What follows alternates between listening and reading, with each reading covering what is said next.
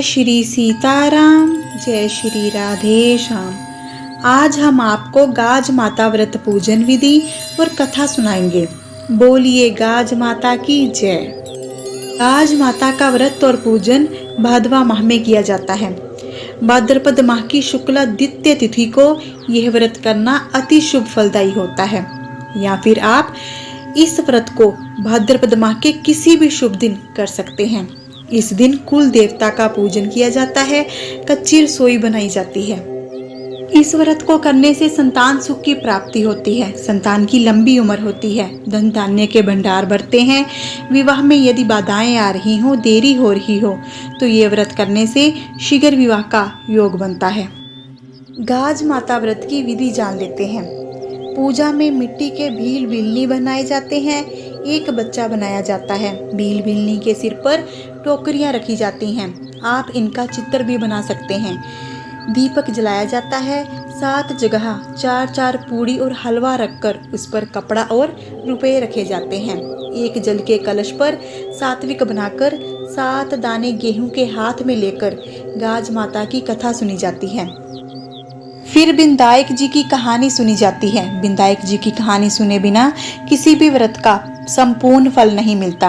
उसके बाद गाज माता को प्रणाम किया जाता है।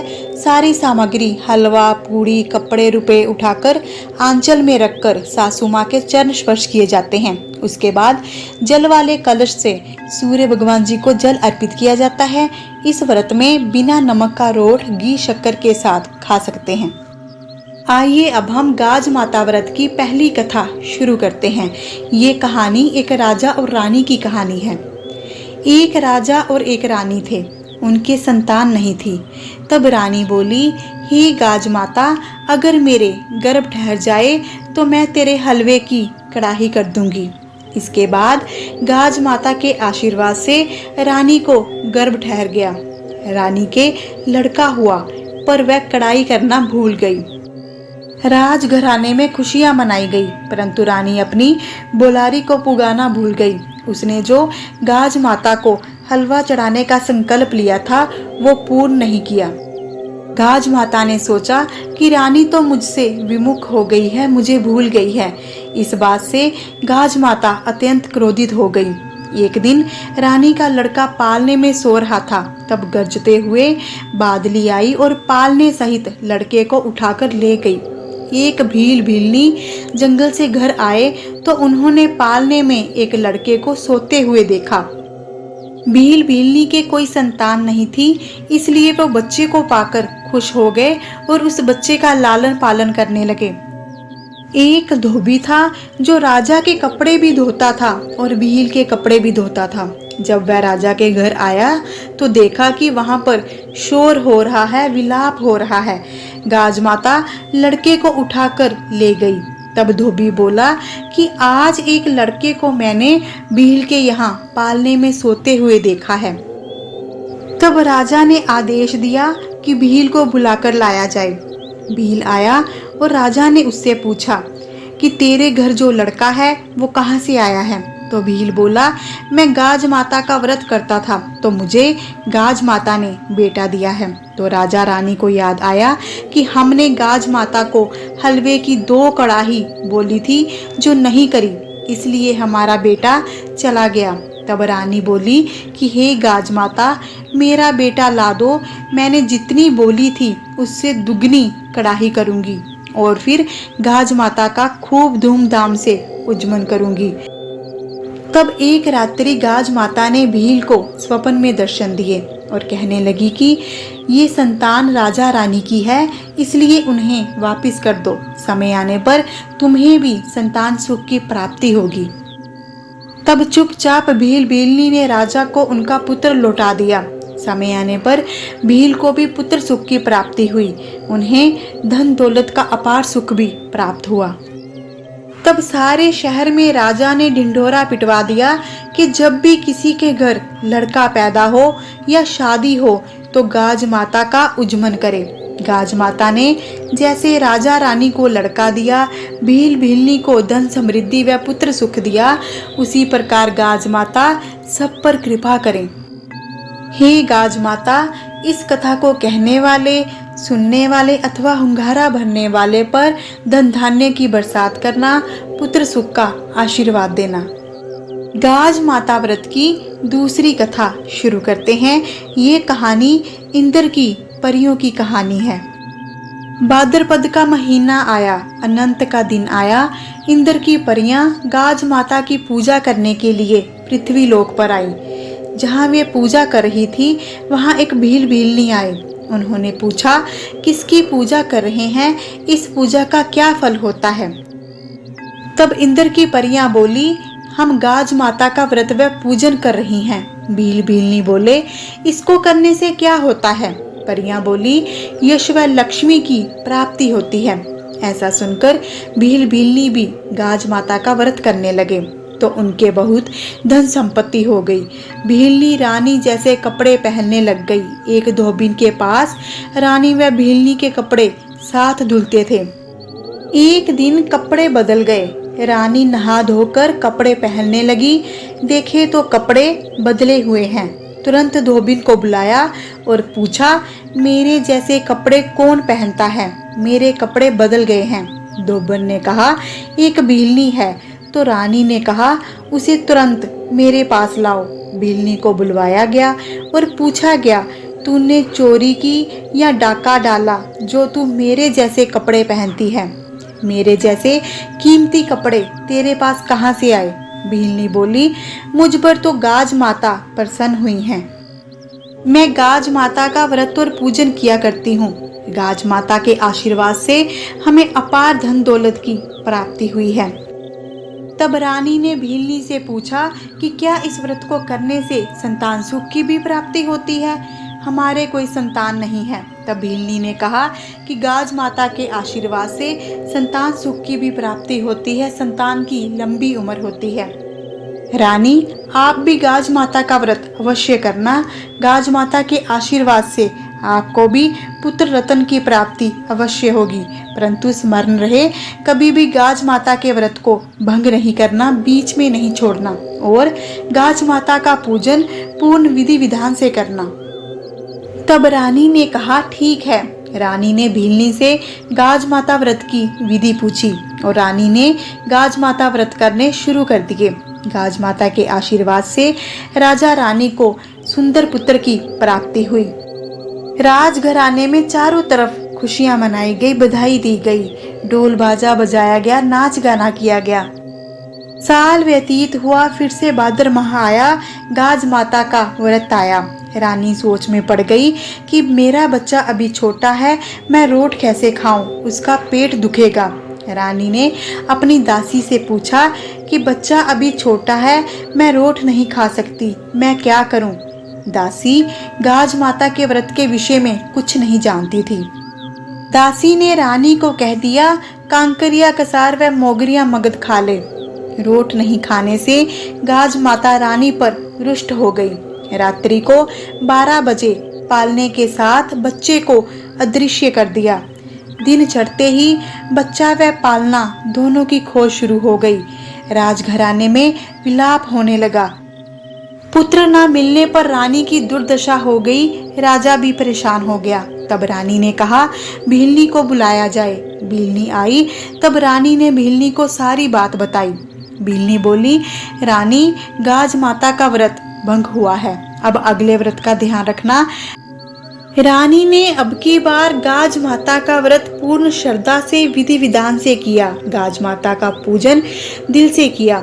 गाज माता के आशीर्वाद से रानी को फिर से पुत्र रत्न की प्राप्ति हुई। गाज माता रानी पर प्रसन्न हो गई और पहले वाला बच्चा व पालना वापिस रात्रि को लाकर रानी के पास रख दिया। बच्चे को पाकर राजघराने में फिर से खुशियां मनाई गई। तब से सभी जने गाज माता का व्रत करने लगे। गाज माता अपनी पुत्रियों को पुत्र देती हैं और सबको भरा पूरा रखती हैं। गाज माता की जय। गाज माता व्रत की दूसरी कथा संपूर्ण हुई। अब हम गाज माता व्रत की तीसरी कथा करेंगे। ये कहानी एक साहूकार दंपत्ति की कहानी है। एक समय एक गांव में एक साहूकार दंपत्ति रहते थे। उनका एक बेटा और एक बेटी थी। बेटे का विवाह हो चुका था, बेटी का अभी विवाह नहीं हुआ था। बेटे के विवाह को काफी समय हो गया था, परंतु उसे कोई संतान नहीं थी। साहूकारनी इस बात से चिंतित रहती थी। उसने पोता पोत्री के सुख प्राप्ति के लिए अपनी बहू को कई वैद्य हकीम को दिखाया, देवी देवता को माथा टिकवाया, टोने टोटके किए, परंतु सब निष्फल हुए। विवाह के अनेकों वर्ष बीत चुके थे। अब तो साहूकारनी की बहू भी चिंतित रहने लगी थी। एक दिन की बात है कि साहूकारनी अपनी पड़ोसन के घर गई। वो वहां अपनी पड़ोसन को गांव की बाकी औरतों के साथ पूजन करती देखती है। साहूकारनी उनसे पूछती है कि आप किसकी पूजा कर रहे हो। तब वो औरतें साहूकारनी को बताती हैं कि हम गाज माता की पूजा कर रहे हैं, कथा कहानियां सुन रहे हैं। गाज माता का व्रत पूजन कथा श्रवण करने से संतान प्राप्ति होती है, संतान की लंबी उम्र होती है, धन धान्य का अपार सुख मिलता है। साहूकारनी ये सब सुनकर प्रसन्न हो गई। उसने कहा कि यदि मेरी बहू को भी गर्भ ठहर जाए तो मैं गाज माता के 1.25 किलो का रोट चढ़ाऊंगी। तब साहूकारनी ने वहीं पड़ोसन के घर बैठकर संकल्प लिया और औरतों के साथ गाज माता की पूजा की।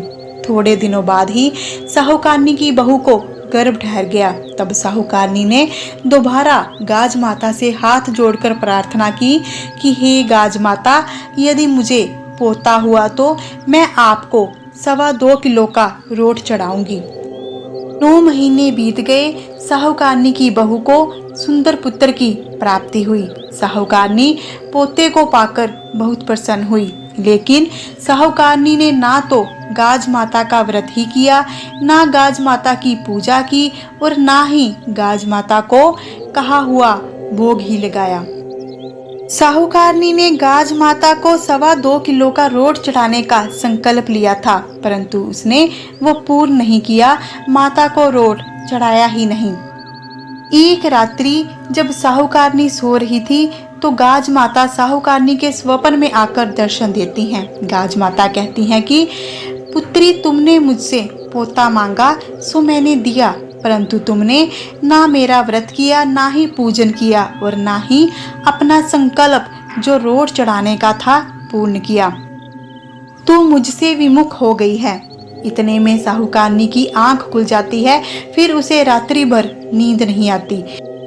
साहूकारनी सुबह जल्दी स्नान करके गाज माता का व्रत धारण करती है, गाज माता का पूजन करती है, अपनी बहू से भी गाज माता का व्रत और पूजन करवाती है। गाज माता के नाम का डोरा लेती है, 5.25 किलो का रोट बनाकर गाज माता को भोग चढ़ाती है और अपनी गलती के लिए गाज माता से क्षमा मांगती है। शाम को जब साहूकारनी का बेटा घर आया तो उसने अपनी पत्नी के गले में गाज माता के नाम का डोरा देखा तो उसे उतार कर फेंक दिया और कहने लगा, ये धागा तुम्हारे सोने के गहनों के साथ सही नहीं लग रहा। बहू भी शांत रहती है, कुछ भी नहीं बोलती। रात्रि को जब सब खाना खाने लगे तो साहूकार के बेटे ने अपनी पत्नी की थाली में बिना नमक का रोट देखा तो कहने लगा कि तुम ये क्या खा रही हो। साहूकारनी की बहू बोली कि आज मेरा गाज माता का व्रत है, इसलिए मैं बिना नमक का रोट खा रही हूँ। तब साहूकार का बेटा बोला कि अभी हमारा बच्चा छोटा है, तुम ये रोट खाओगी तो उसके पेट में दर्द होगा, इसलिए तुम इस रोट को मत खाओ।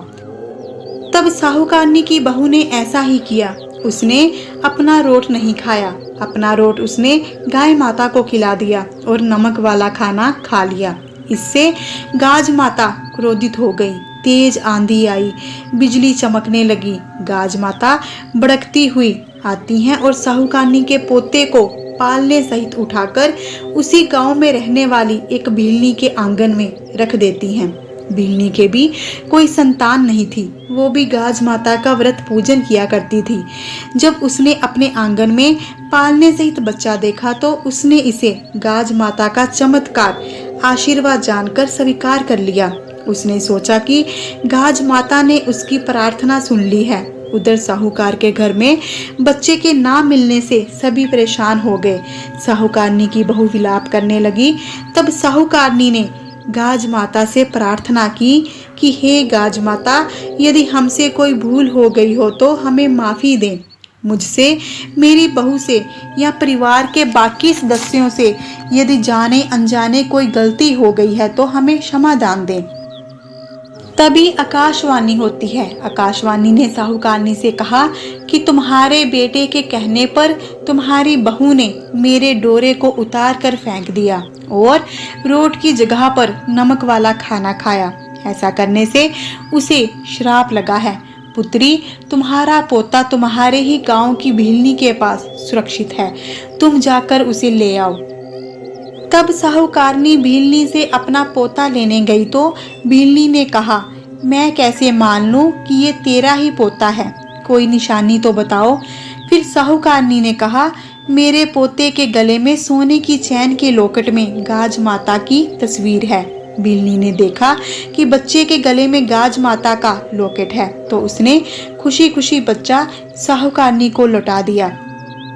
तब साहूकारनी के परिवार में सबने गाज माता का व्रत और पूजन विधि विधान से किया। साहूकार ने, साहूकारनी ने, उसके बेटा बहू ने और उसकी बेटी ने, सभी ने व्रत किया। 1.25 किलो का रोट बनाकर गाज माता को भोग में चढ़ाया। भीलनी ने भी गाज माता की बड़ी भक्ति करी थी। गाज माता के आशीर्वाद से भीलनी को भी पुत्र सुख की प्राप्ति हुई। बोलिए गाज माता की जय।